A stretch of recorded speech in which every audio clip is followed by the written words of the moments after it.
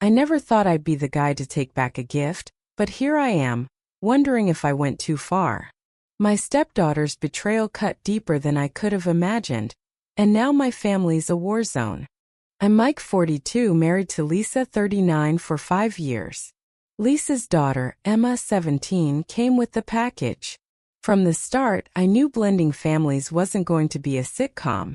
Emma was 12 when I entered her life. A quiet kid with a sharp wit and a guarded heart. Her dad, Greg, walked out when she was 6, leaving Lisa to raise her alone. I respected that history and tried to be a steady presence without forcing the dad role. Over time, Emma and I built something, maybe not love but trust. Or so I thought. Last year, Emma started talking about getting her driver's license. She'd light up about the freedom, the idea of driving to school or her part-time job at a local cafe. Lisa and I talked it over.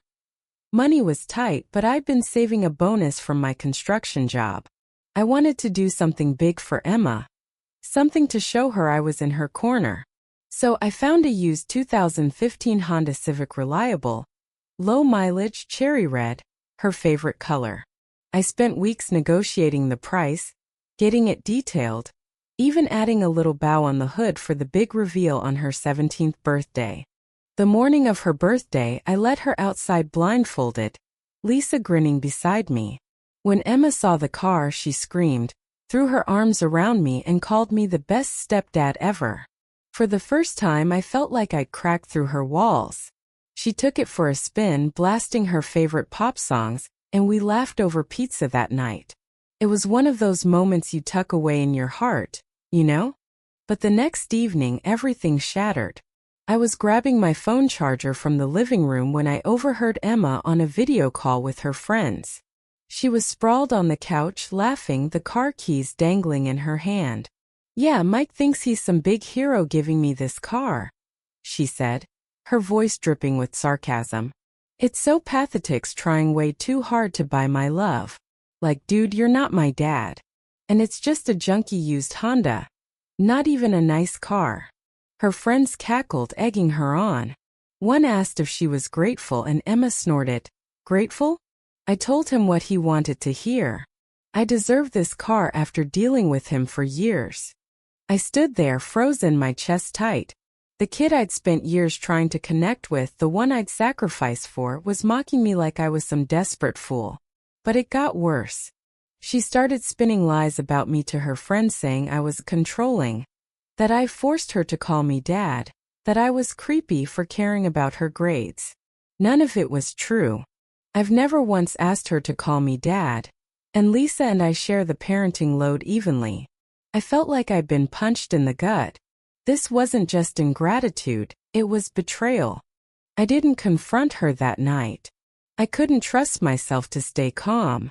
Instead, I lay awake, replaying her words, feeling like an idiot for thinking we'd had a breakthrough. By morning, I'd made a decision. If Emma thought the car was junky, and I was just a pathetic stepdad, she didn't get to keep the reward. I called the dealership, explained the situation, and sold the car back for a small loss. They picked it up that afternoon while Emma was at school. When Emma got home, she noticed the car was gone and flipped out. "Where's my car?" she yelled, storming into the kitchen. Lisa, who I'd filled in that morning, looked at me, her face a mix of worry and support. I told Emma I'd overheard her call every word, every lie. Her face went pale, but she didn't deny it. Instead, she doubled down, screaming that I was petty and vindictive for taking the car. "You can't just take back a gift," she spat. I told her a gift comes with trust, and she'd broken that. She ran to her room, slamming the door. Lisa was torn. She agreed Emma's behavior was awful but thought selling the car was too harsh. "She's a teenager, Mike," she said.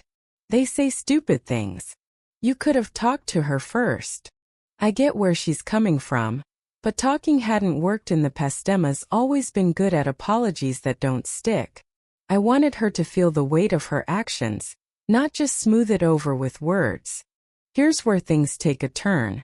A few days later, I got a call from Emma's best friend's mom, Karen. Apparently, Emma had been venting to her friend, who spilled the whole story. Karen, a single mom herself, asked to meet for coffee. I figured she'd lecture me about being too hard on Emma, but instead she dropped a bomb. "Mike, there's something you need to know," she said, leaning forward. "Emma's been in contact with her dad, Greg, for months.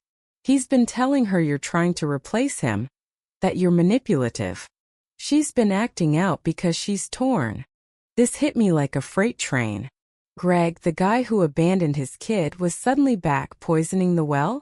Karen showed me screenshots of texts Emma had shared with her daughter. Greg was feeding her lies. "Mike's only nice to you to control your mom. He's not family, don't trust him." It explained so much, her sudden distance, the resentment in her voice.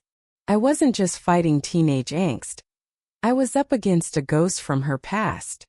I went home and told Lisa. She was livid, not at me, but at Greg.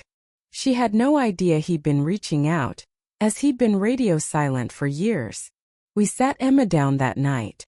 At first, she was defensive, saying we were invading her privacy.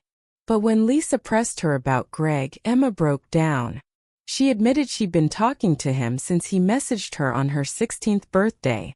He'd promised to make things right, even hinted at getting her a better car. She said she felt guilty for liking me sometimes, like she was betraying her real dad. It was a gut-wrenching moment. I saw the kid I'd met at 12, scared, confused, caught between loyalties. I told her I'd never tried to replace Greg, only to be there for her. I admitted selling the car was impulsive, driven by hurt, but I stood by it because her words weren't just a mistake, they were cruel. Emma cried, saying she didn't mean half of what she said on the call, that she was just showing off for her friends. She apologized, but it felt hollow, like she was grasping to fix things. Now the house is a mess. Emma barely speaks to me. Lisa's stuck in the middle, and I'm questioning everything. Part of me feels justified actions have consequences, and Emma's lies weren't harmless. But another part wonders if I overreacted, if I let my pride cloud my judgment.